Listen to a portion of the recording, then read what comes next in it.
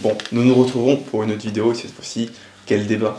Nous allons parler du sumo. Comment comprendre que le sumo n'est pas de la triche? Évidemment, c'est pas si compliqué, mais on va vous expliquer pourquoi et qu'est-ce qui découle du sumo. On va aussi vous montrer du coup les différences techniques qu'il peut y avoir entre le sumo d'un mec très fort et d'un mec moins fort. Yes. Ouais, mais moi j'ai un beau sumo. Ouais, voilà, exactement.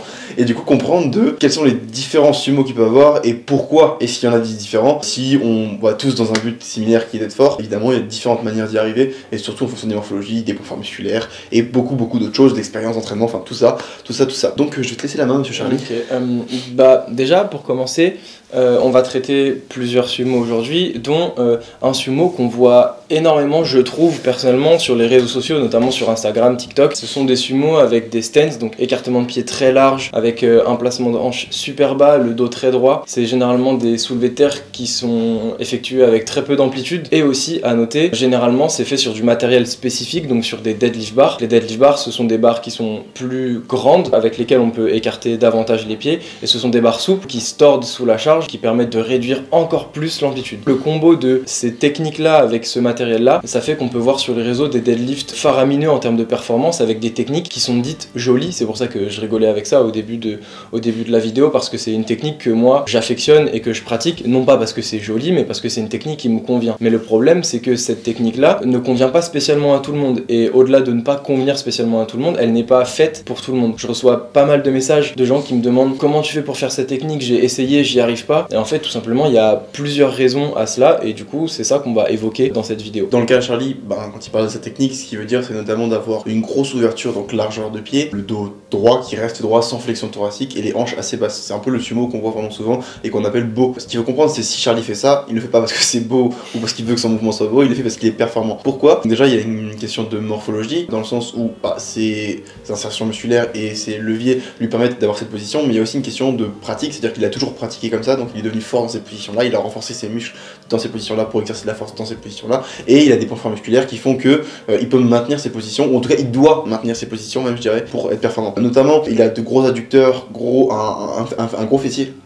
Un gros fessier et des gros quadriceps, mais un dos qui est beaucoup moins proéminent, ce qui fait que il va se permettre d'avoir beaucoup de flexion thoracique au risque tout simplement de partir en avant et de ne pas pouvoir log la barre, de ne pas pouvoir faire son extension de colonne, mais à l'inverse il peut se permettre du coup d'avoir les hanches vachement basses et d'avoir une grosse demande au niveau de l'extension de la hanche, vu qu'il a des extenseurs de la hanche, donc notamment adducteurs fessiers comme je dis qui sont forts, et des quadriceps aussi qui sont forts qui permettent de faire une extension de genou. Donc en fait ça lui permet tout simplement de garder une position hanche basse, dos très droit, donc en termes de verticalité et en termes de flexion, et de pousser avec une poussée qui est très linéaire. Ce qu'il faut comprendre avec ce genre de mouvement, c'est que c'est un mouvement qui, malgré le fait qu'il soit très beau, d'autant plus sur une barre de power qui ne plie pas beaucoup, c'est très compliqué d'avoir une technique comme ça et de la garder en permanence, puisqu'on a souvent tendance à se faire tirer vers l'avant, et c'est là où vous pouvez voir les gens par exemple qui tirent leur slack de manière très agressive. Souvent ça va être sur des barres d'haltéro ou des barres commerciales ou des barres d'élite bar comme tu le dis, mais tout de suite sur une barre de power, en général quand on a tendance à tirer le slack de manière trop agressive, on va se faire directement tirer vers l'avant, et ça va rendre le mouvement extrêmement inconstant. Et c'est là du coup où c'est très compliqué d'avoir une technique comme Charlie a, puisqu'il faut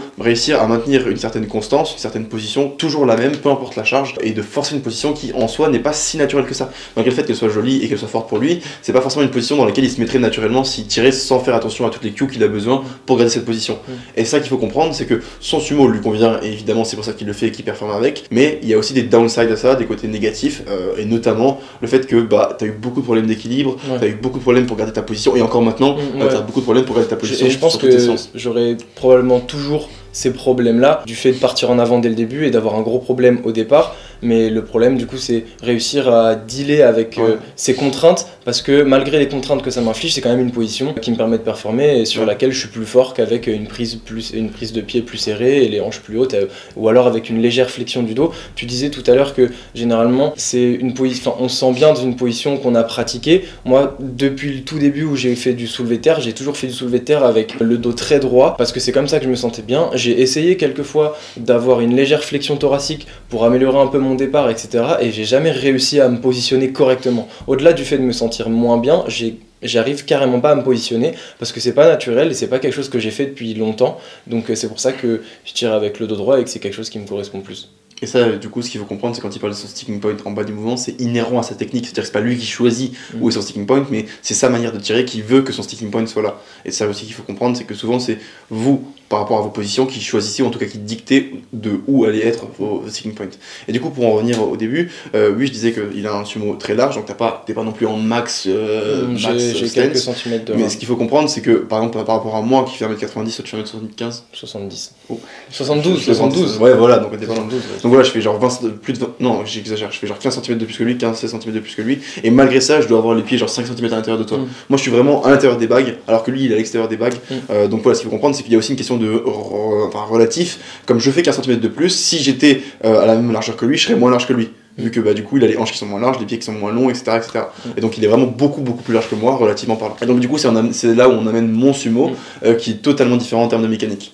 Effectivement, par rapport à ça, le sumo de Corentin, donc comme certains ont pu le remarquer, il a les pieds plus serrés, ou du moins c'est la vision qu'on a lorsqu'on regarde son soulevé de terre, parce que la différence qu'il y a avec moi, c'est que c'est un gabarit bien plus lourd.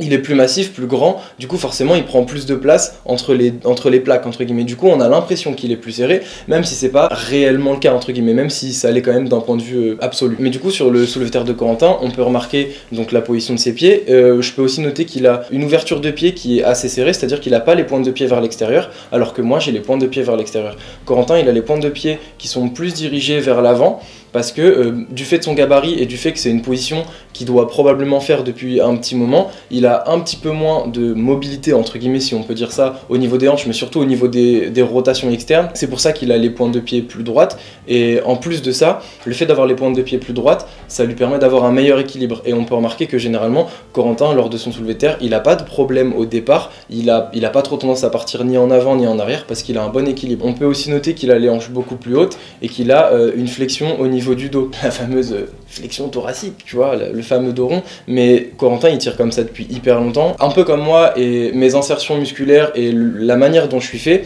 Corentin lui, les insertions musculaires qu'il a et les leviers qu'il a, donc la taille de ses membres, etc., ça va faire qu'il sent bien dans cette position là, il a pratiqué cette position là depuis longtemps, il a pu l'optimiser à sa manière, et c'est ce qui a fait qu'il est performant sur cette technique là actuellement.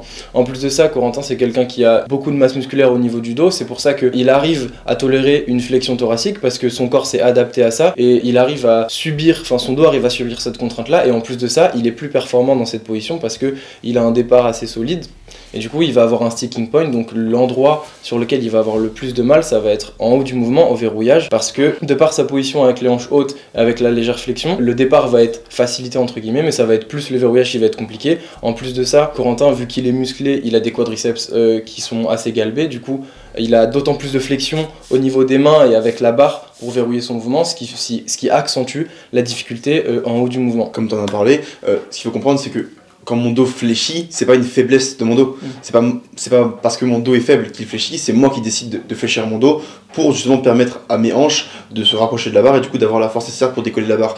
Et souvent, il y a des raccourcis qui sont faits de le dos qui s'affaisse ou le dos qui fléchit ou qui est rond, etc. C'est-à-dire un dos faible, c'est totalement faux. S'il y a bien un groupe musculaire qui est fort chez moi, c'est le dos, et sûrement beaucoup plus que n'importe quel autre groupe musculaire de mon corps. Mais si j'arrondis mon dos, c'est justement parce que mon dos est fort et que du coup je veux le mettre dans une position qui est moins avantageuse pour lui pour exercer de la force, pour pouvoir l'utiliser plus, rapprocher mes hanches de la barre, demander moins d'extension thoracique, en tout cas avoir moins de demande de force au niveau des muscles qui sont extenseurs de la hanche, pour les redonner sur les extenseurs thoraciques qui sont très forts pour moi. Et donc c'est pour ça que je fléchis mon dos, et absolument pas parce qu'il est faible, tout au contraire. Et à l'inverse, du coup, pour vraiment comprendre ça, c'est-à-dire que si par exemple Charlie ne fait pas, c'est parce qu'il a le dos faible, en tout cas plus faible que le reste, et c'est pour ça qu'il fléchit pas le dos, parce que sinon tu pourrais tout simplement plus le bouger. Et alors qu'on pourrait croire qu'il a le dos droit parce qu'il est fort, et en fait en réalité c'est un peu l'inverse. Et moi c'est un peu l'inverse, c'est-à-dire qu'il a beaucoup plus de force du coup au niveau du bas du corps, ce qui du coup il l'utilise en gardant ses hanches plus basses, et moi à l'inverse, mon bas du corps est moins fort que mon haut du corps, en tout cas que mon dos, et donc du coup j'ai besoin d'avoir les hanches plus hautes pour... Enfin, je mets les hanches plus hautes en fléchissant le dos, et du coup en rapprochant mes hanches de la barre pour favoriser une position dans laquelle mes hanches peuvent exercer la force nécessaire pour soulever la barre et en mettant plus de contraintes au niveau de mon dos. Donc voilà pourquoi est-ce que je me mets dans ces positions-là, et c'est vraiment ce qu'il faut comprendre, c'est que les sticking points, entre ce que vous voyez et ce que vous déduisez de ce que vous voyez, souvent il y a un monde, et c'est pas aussi simple qu'une analyse purement visuelle où il y a un muscle qui lâche, ou en tout cas qui paraît lâcher, et donc du coup vous manquez de force sur ce muscle-là, comme sur beaucoup d'autres mouvements, comme au squat notamment. Les gens qui disent quand vos hanches remontent, c'est parce que vos quadriceps sont faibles, etc. C'est beaucoup trop simple comme analyse, et souvent c'est beaucoup plus complexe que ça, le processus pour savoir quel muscle est faible et quel muscle est fort. Il n'y a pas de mieux par rapport aux techniques, il y a seulement ce qui vous convient, et c'est un peu le fin mot de cette vidéo. Donc voilà les boys, comme d'habitude, le merch c'est un twerker dans la bio. Il y a aussi mon code protéine SPD Forever. On est en décembre, on arrive en janvier, il va y avoir des promos, donc voilà, soyez prêts. Il y a beaucoup de trucs qui sortent, et ce mois-ci, pour les gens qui font une commande du coup en décembre avec mon code, il y a un petit cadeau, donc n'hésite pas à checker mon Instagram parce que j'en ai parlé dessus. Il y aura un petit cadeau pour les gens qui ont fait une commande avec mon code. Donc voilà pour la fin de la vidéo, et on se retrouve du coup pour une prochaine vidéo.